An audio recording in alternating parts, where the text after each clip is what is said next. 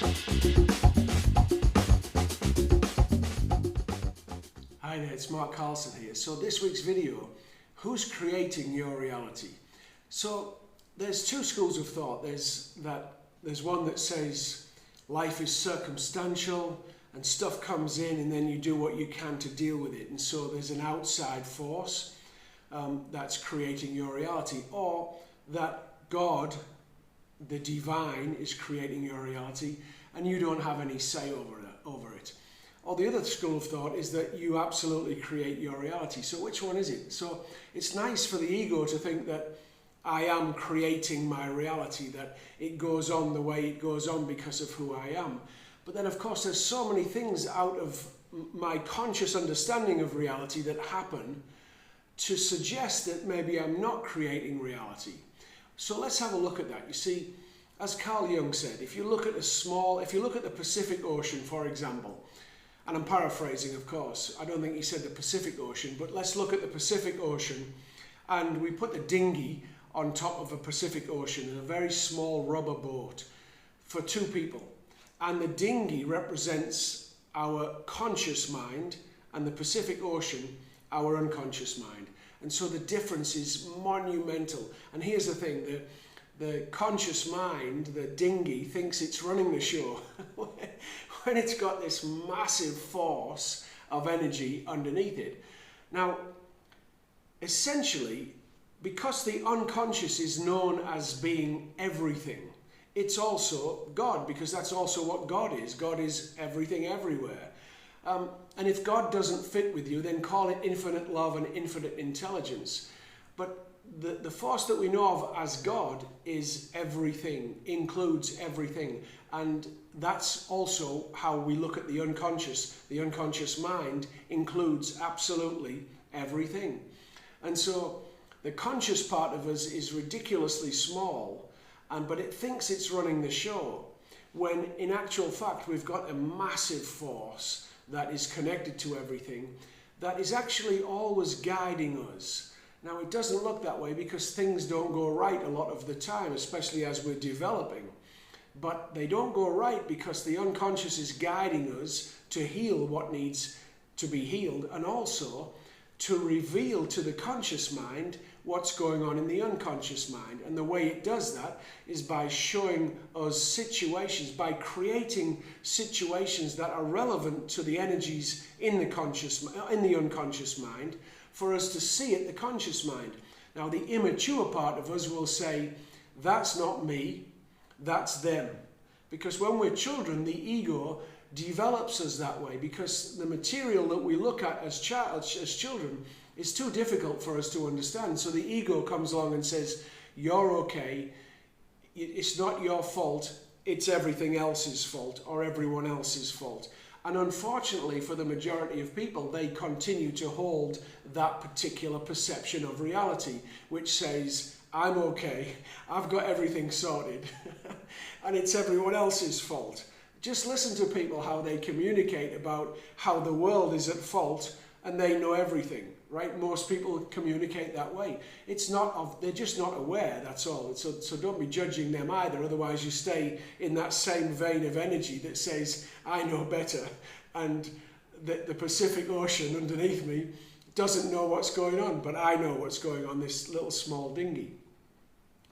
So we've got to recognize that our ego needs to be crushed regularly to expand. It has to be, because when we bring unconscious material conscious, we've got to get the ego out of the way so that we can see that actually there's a lot of disharmonious energy in the unconscious, which is why stuff works the way it works in the outside world. The unconscious vibration is creating that outside world to show up the way it shows up, to show us at the conscious mind what is actually going on in the unconscious mind.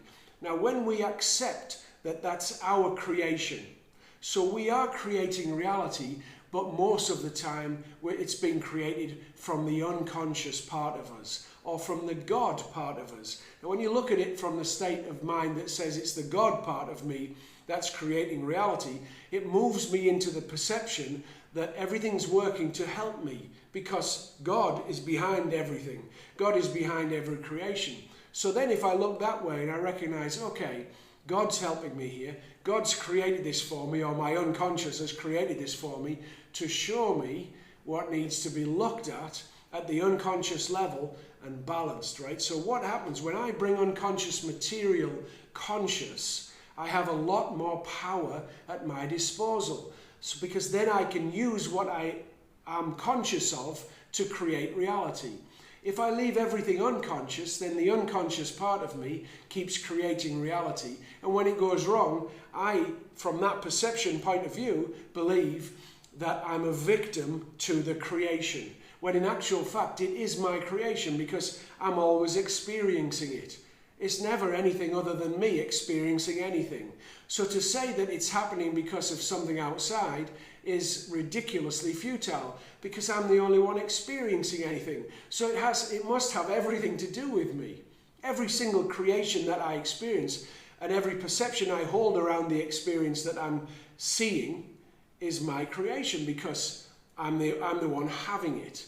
Now, if I recognize that when it doesn't go right, it's obviously coming from my unconscious, because at the conscious mind, I wouldn't consciously say, let me mess that all up so it's difficult for me, right?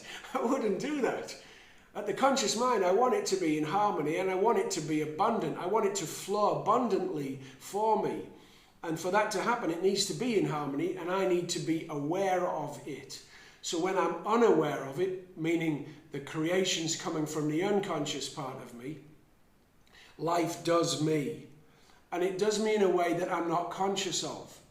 Whereas when I bring this unconscious material conscious, then I have lots more power. And the more material I bring from my unconscious to my conscious mind, the more power I have to create reality the way I want to, because I'm aware of all of these different aspects of me that were lodged in the unconscious.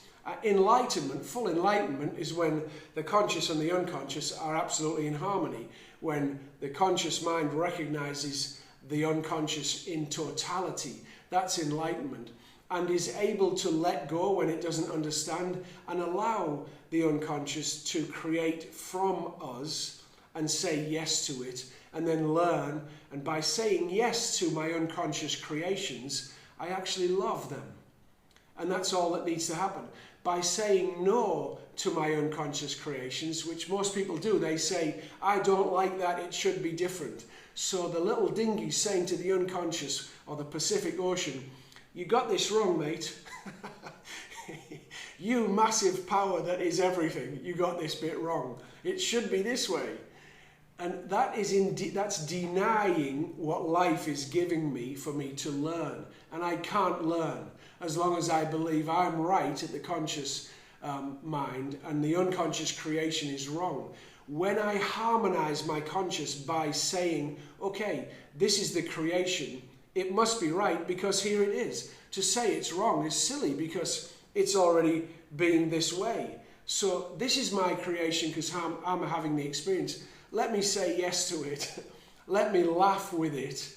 Let me accept it exactly as it is. And then what happens, I bring that material conscious and I have power because I'm now aware of a very big part of my creation. And I can then create it differently because I'm looking from the conscious mind. I can direct my attention to have it in a different way. And when it goes wrong again, I look at the unconscious, I recognize that's my creation in front of me. It must be because I'm having the experience. Let me say yes to it, and let me see what happens when I say yes to it instead of saying no to it and believing I'm right up here in the conscious mind. Now, a lot of people go through their entire life believing they're right, and they'll die right when they could have possibly saved themselves from death, but they needed to be right. And so they weren't flexible enough to allow the unconscious creation to show itself, right? And to say yes to it, to believe that this power within me is way greater than I am. Now, when we get more conscious of that material, life gets a lot easier and there's more of it that comes into us, more of the great stuff because we're in harmony with it, right? So you are creating reality, but for the majority of time, it's an unconscious creation.